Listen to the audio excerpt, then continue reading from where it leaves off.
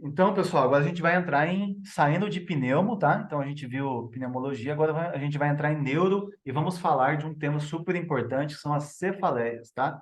Então, a dor de cabeça, né? Então, a dor de cabeça, a gente sabe, ela tem todo um mecanismo, coloquei aqui para vocês, a parte mais chata, né? Da introdução, né? Que tem comprometimento de estrutura intra ou extracranianas, com inervação dolorosa, a gente tem comprometimento de artérias da base, tá? De nervos cranianos, tá? É, o cérebro em si não costuma ser fonte de dor, então, na verdade, a dor é gerada por esses mecanismos aqui. E a primeira coisa que a gente precisa dominar, ou seja, classificar, melhor falando, são as cefaleias primárias das cefaleias secundárias, tá? Então, qual que é a diferença das primárias? A primária é que a condição, a dor de cabeça, é a própria doença, não existe outra causa específica para justificar. Já a secundária, na verdade, assim, a dor de cabeça é resultado de uma outra doença, tá? O que que entra aqui em secundária? A gente não vai entrar no mérito aqui nessa aula, mas durante o curso a gente viu várias causas de cefaleia secundária, entre os AVC, tumor, tá? Então, outras causas que, de maneira secundária, geram as cefaleias. Já as primárias, que é o nosso tema principal aqui, são que a condição, a dor de cabeça, é a própria doença, tá? É a própria doença. E é nisso que a gente vai focar. Então, a primeira divisão que a gente faz entre primária e secundária. E quando a gente sabe que é primária ou secundária, ou a gente desconfia, doutor, existe alguns sinais que a gente vai ver em seguida aqui, tá? Que fazem nos suspeitar de cefaleia secundária e a gente precisa lançar mão de exames complementares, tá? A gente precisa lançar mão de exames complementares, já vou mostrar para vocês, tá? Quais são as cefaleias primárias, tá? Então, a gente tem a enxaqueca, a migrânia, tá? Com ou sem aura, a gente vai ver daqui a pouco. A cefaleia tensional e a cefaleia em salvas, tá? As cefaleias trigêmeo autonômicas. Também a gente tem outras cefaleias primárias pouco conhecidas, como... como é que chama? Ah, daqui a pouco eu vou lembrar, mas são bem raras, tá? As três principais são essas três aqui, tá? Que mais aparecem na nossa prova, e são essas três aqui que a gente precisa dominar, e eu vou passar para vocês, tá? Essas três aqui. Disparadamente, essa aqui que aparece mais na nossa prova, a enxaqueca, né? É a disparada que mais aparece na prova, que eles mais gostam de perguntar. Então, vamos começar por ela mesmo, tá? Enxaqueca, migrânia, tá? O paciente com enxaqueca, pessoal, ele apresenta algumas crises recorrentes que costumam durar entre 4 e 72 horas, tá? Quando não medicadas, obviamente, né? O paciente ainda costuma caracterizar a dor como o quê? E isso é importante para a gente diferenciar uma da outra, tá? Então, é uma dor unilateral, então quando a gente pergunta onde dói, é só um lado da cabeça, pulsátil, latejante ou em pontadas. Piora com a movimentação, tá? Então, costuma o paciente que chega com enxaqueca, ele fala, doutor, eu fui jogar futebol, ou fui na academia e piorou com a movimentação, tá? Então, é uma característica marcante da nossa enxaqueca aqui, a migrânia, tá bom? Tem uma dor unilateral que piora a movimentação. Também a gente pode ter a famosa áurea, tá? Que não aparece em todos os pacientes, aparece em cerca de 25% dos pacientes, tá? E trata-se de manifestações neurológicas não dolorosas, que pode ocorrer antes da crise de dor. A aura mais comum, existe vários tipos de aura, mas a mais comum, sem sombra de dúvidas, é a aura visual, ou seja, o paciente relata que tem pontinhos pretos, né, ali na visão, né, tem alterações visuais. Tá? Outra coisa que o paciente costuma relatar é que durante a crise o paciente procura um ambiente escuro e silencioso. Por quê? Porque ele cursa com foto e fonofobia. Então, essas são as características marcadas em enxaqueca. Uma enxaqueca que é unilateral, só um lado da cabeça, é pulsátil, piora com a movimentação, associada a fotofobia e fonofobia, e podendo ter áurea ou não, tá? Podendo ter áurea ou não. Lembrando que lá na nossa aula de planejamento familiar, na nossa semana de ginecologia e obstetrícia, a gente sabe que uma enxaqueca com áurea é contraindicação de uso de estrógenos, tá? A gente viu isso lá na nossa aula de planejamento familiar. Aí aqui está um dos temas que eles mais gostam de perguntar, né? Como é que a gente faz o diagnóstico? Nosso diagnóstico de enxaqueca com áurea, ou, perdão, enxaqueca migrânia, tá? Com áurea sem áurea. Ele é clínico ou a gente precisa lançar mão de algumas imagens? Então, como eu disse para vocês, a gente só lança a mão de exame de imagem quando a gente desconfia de causas secundárias.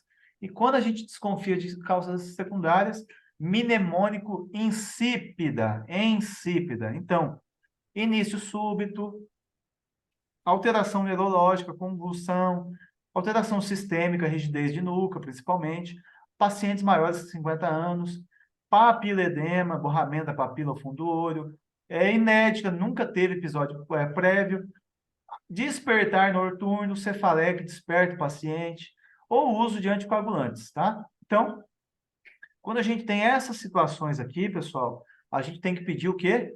Exame de imagem, tá? Para a gente descartar causas secundárias. Se a gente não tiver essas situações aqui, o nosso diagnóstico de enxaqueca é clínico, a gente não precisa pedir exame nenhum, a gente já faz o tratamento.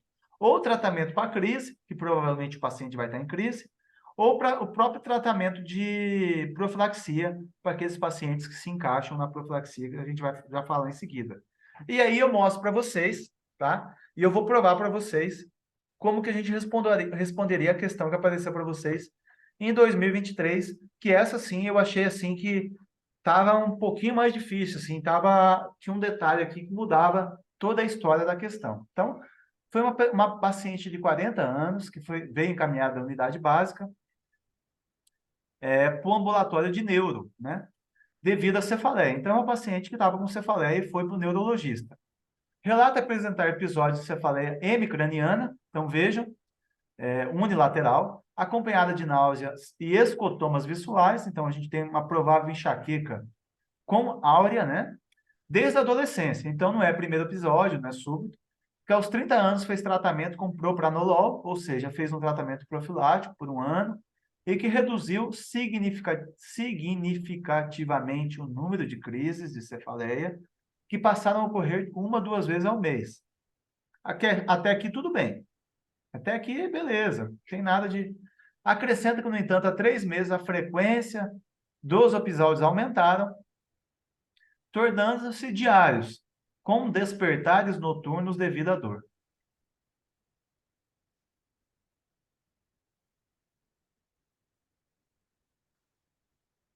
Com despertares noturnos devido à dor. Vamos aqui no nosso insípida.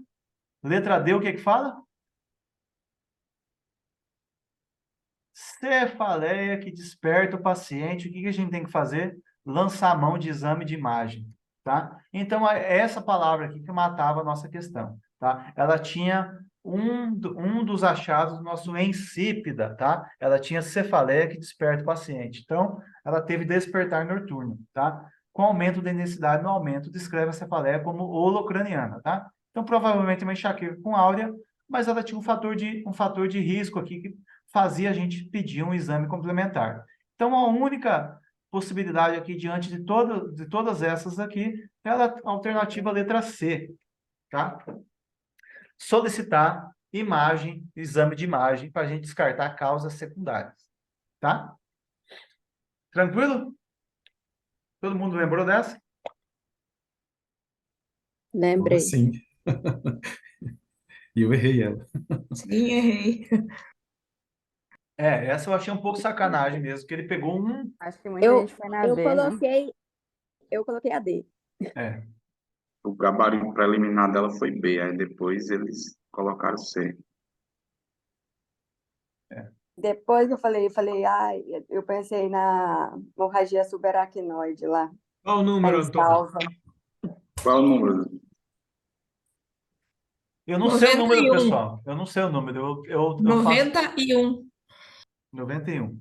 Então, pessoal, era uma questão de cefaleia primária, tá? Cefaleia primária, uma enxaqueca, porém ela tinha um despertar noturno devido à dor. Então, toda vez que a gente tem um desses casos aqui, a gente precisa lançar mão de exame de imagem, tá? Para a gente descartar Falo causas nada para você, secundárias. viu, doutor? Oi? Não te falo nada sobre essa questão. Acertou também, né? Acertou. Como é que eu reprovei? Tô entendendo. Gente, ele acertou tudo. Como que você reprovou? Não, pois é. É a discursiva, é a discursiva. Ok, pessoal? Então, se ela não se encaixasse nessa, se ela não tivesse esse despertar noturno devido à dor aqui, a nossa resposta correta seria a letra B, tá? Seria a letra B, ou até mesmo a letra D entrava também, tá? Se ela não tivesse o despertar noturno aqui, a gente podia tratar com tratamento profilático, podia ser tanto o propranolol como a amitriptilina, tá? Mas como ela tinha despertar noturno, ela tinha um fator de risco, a gente tinha que fazer exame de imagem, tá? Então, Doutor, o exame de imagem de eleição seria ou poderia ser a tomografia? tomografia, na verdade. De eleição era tomografia, mas como não tinha essa opção, só sobrou ressonância, mas é a tomografia de eleição. Não é ressonância magnética. É a É que tomografia ele mesmo. pensou, se eu for tomografia, eles vão acertar, então eu vou por ressonância. É. Mas a primeira Porque opção quase nenhuma resposta deles tem ressonância, só é é, tomografia. é. Então, o melhor exame de imagem, melhor não, o correto, porque está disponível na maioria dos hospitais e é muito mais barato e muito mais rápido. De Na escolha ressonância tática. você fica meia hora, uma hora lá. Na tomografia, 15 minutos, 10 minutos, né? Então é muito mais rápido. O de eleição aqui nesse caso era a tomografia, mas como não tinha, e ela tinha despertar noturno, então a gente tinha que colocar a letra C mesmo, tá? Então, através desse slide aqui, pessoal, vocês respondem quando a gente fala em pedir exames de imagem ou fazer o tratamento, tá? Então, se ela não tivesse o despertar noturno, que era a letra D do nosso insípido aqui, ela ia para o tratamento, tá? O que matou a questão foi despertares noturnos, tá? Então, ontem custou para mim entender essa questão aqui, depois que eu achei aqui o despertar noturno aqui, devido à dor, tá? Então, foi essa a palavra-chave, digamos assim, né? Palavra-chave. Bem, então a gente está falando de enxaqueca ainda, né, pessoal? Então vamos falar do tratamento também. A gente tem dois tipos de tratamento. O tratamento sintomático, que é a crise, ou seja, aquele paciente que chega com dor lá, tá? Não tem critério de imagem ali, ele está aqui, a gente já fez o diagnóstico clínico e já vamos tratar. Então, na crise, a gente tem várias opções. A gente tem analgésicos simples, AINES, os ergotamínicos e os triptanos, que são os mais usados, tá? Sumatriptano, tem várias opções aqui. Vocês podem escolher de acordo com o grau de dor do paciente, né? Aquele grau de dor que a gente pergunta de 0 a 10, ali, quanto que ele está, e dependente do grau de dor, né? Você lança a mão de um medicamento um pouquinho mais forte que o outro, tá? Mas a maioria das vezes a gente usa triptanos, que são os mais efetivos, tá? Já os profiláticos é aquele fora da crise. É aquele que o quê? Que a paciente usa para evitar entrar em crise, tá? Quem que entra nessa situação aqui que pode tomar profilático? É todo mundo? Não é todo mundo. É quem tem a frequência de crises maior do que 3 vezes ao mês, sem melhora adequada dos sintomas. Então, quem tem mais de 3 crises ao mês, podem lançar mão dessas medicações aqui. Então, tem o próprio propanolol, que estava na outra opção aqui, na questão, né? A gente tem a amitriptilina, que está nessa questão também, por isso que eu falei que poderia ser tanto letra B como letra D. E a gente tem os anticonvulsivantes, o que mais aparece, né, é o topiramato. Normalmente, mulher mais obesa, em idade fértil, de profilático, eles costumam usar o topiramato, que ajuda na perda de peso também, tá? Então, apenas com esses slides aqui, vocês dominam também o tratamento tanto sintomático como profilático da enxaqueca, tá?